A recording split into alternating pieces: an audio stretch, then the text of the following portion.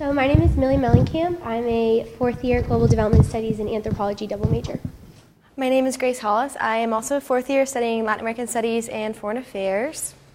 I am Fernando Mercado Violan. I'm a fourth year History and Government major. I'm Connor McKenzie. I'm a double major Political Economy and Finance.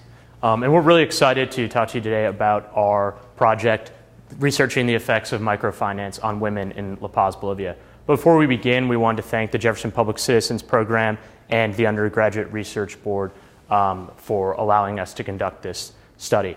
So what we'll do today is we'll give you a brief overview of our research report, which you can find in the journal.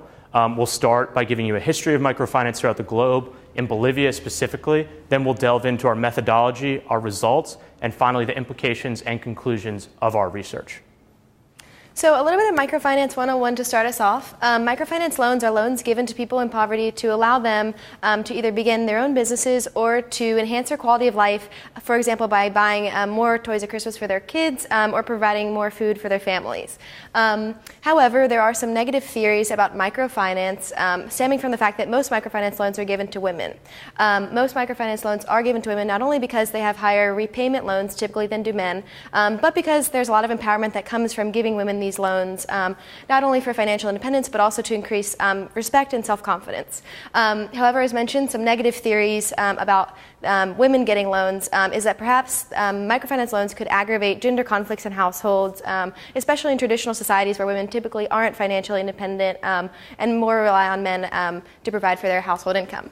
So recently, banks have begun to offer social services sort of to augment the microfinance loans, such as social services like educational modules on how to talk to your kindergarten school's teacher, or healthcare modules, sort of all sorts of social services to supplement the loan. So we arrive at the purpose of our project, which is to investigate how the social programs offered by the Bolivian nonprofit microfinance institutions impact women's social development with particular regard to their relationships with men. Okay, great. So why do we pick Bolivia sort of as the center for our research? Bolivia is always considered one of the top 5 microfinance climates in the world as a result of a hyperinflation crisis in 1985, which led to a mass of rural migrants to the city who needed a fast capital and cash, and the banks, which were on the decline because of the hyperinflation, were very much willing to engage in the microfinance new climate to provide for these new rural migrants who needed cash. So the 3 institutions that we decided to study, we picked not only because they're the biggest in Bolivia, but also because they align with the social mission that we were investigating for our project. So first we have Pro Mujer, which mainly supports women, especially by providing them business skills, healthcare support, and empowerment training. Then we have Crecer, which does a lot of hunger alleviation and more rural poverty alleviation. And then finally we have Diaconia, which is Christian affiliated, also focusing on rural clients, but providing them access to housing loans as well. And here is a picture of some pamphlets from Crecer, which sort of demonstrate the cornucopia of social services that they offer alongside the loans. Okay, so how did we do this? Our community partner in La Paz, Bolivia was Profin, which is a foundation that facilitates financial innovation. They partnered us with FINRAL, which is the regulating organization that controls the 3 major IFDs that Grace discussed. To collect our information over the loan impact on the women, we created a 25-question survey that had a yes, no, no opinion format.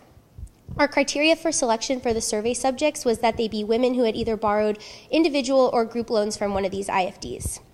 Of the 107,000 women that participate in the microfinance under FINRAL, we conducted 117 surveys, 67 from Diaconia and 50 from Crecer.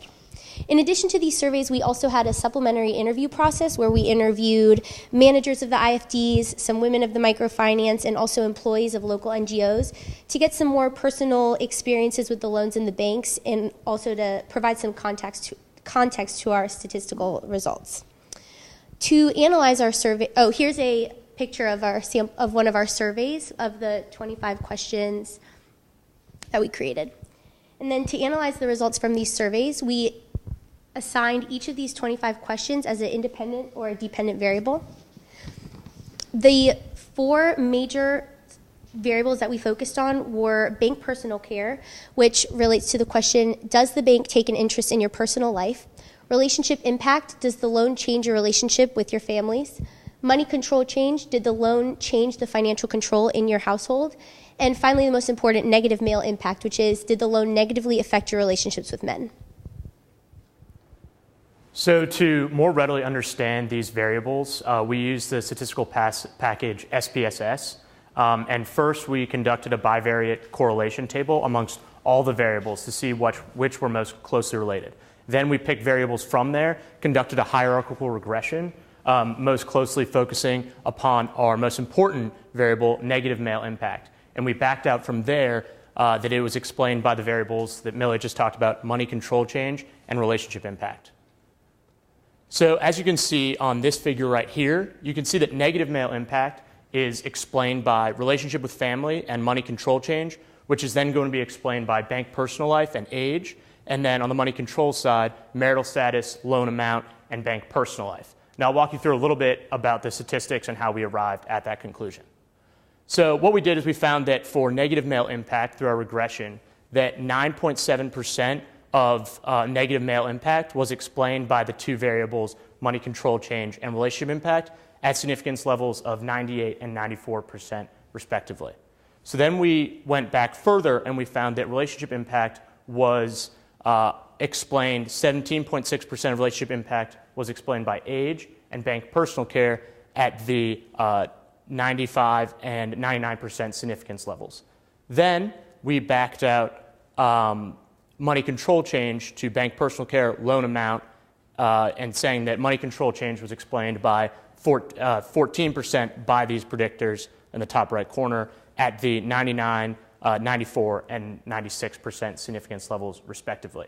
So this brings us to the figure that I thought I brought you to at the beginning, which basically how you should think about this is that these variables along this side are levers which can then affect the variables money control change and relationship with the family, which then explain negative male impact. So you'll see that these variables over here, age, marital status, and loan amount, are variables which we or other outside organizations cannot change. So what that leaves us with, quite interestingly, is bank personal life on both the top and bottom. And it's important to remember that when we conducted this regression in the correlation tables, we weren't going out to try to find that bank personal life would explain this. That's simply how the statistics fell. So we know that bank personal life is the lever through which we can change the negative male impact that some have condemned microfinance for. So now we'll look at bank personal life. And what we found between our three community partners, ProMujer, Diaconia, and Crecer, was that ProMujer was positively correlated at the 99% significance level with being involved in bank personal life, whereas Crecer was negatively correlated with being involved in bank personal life at the 97% significance level, and Diaconia was not significant enough to draw a conclusion, but more or less negative. So what we can conclude from this is either one or two things. The first is that a bank taking an interest in the personal life of a woman leads to more negative relationship with men. Or we could conclude that a bank's interest in the personal life of a woman allows that woman to discuss her negative relationships with men. And we believe, because we conducted a lot of outside contextual interviews, that the latter is a more realistic interpretation. So Fernando will now walk you through the conclusion that, of these results. So what do our findings really imply? Microfinance can empower women. And if it's paired with social programs, they are more likely to do so, and that's the most effective way for that to work. Through the pairing of social services, they improve the lives of women through different arenas, through specific female-related social programs, through leadership and life skills learned through the communal bank structure, and also the economic aspect that it does help them with their entrepreneurial success.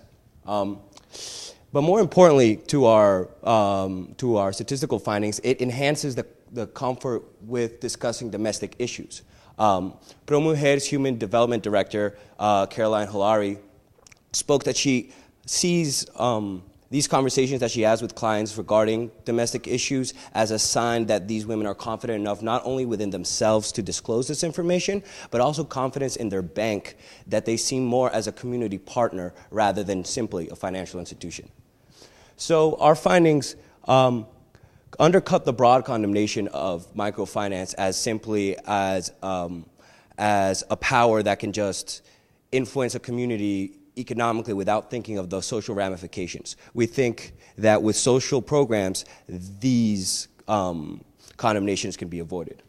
Finally, our next step suggests that because these are such long-term situations, long-term relationships, that microfinance loans in combination with effective social programs can function as a path to financial viability and women development.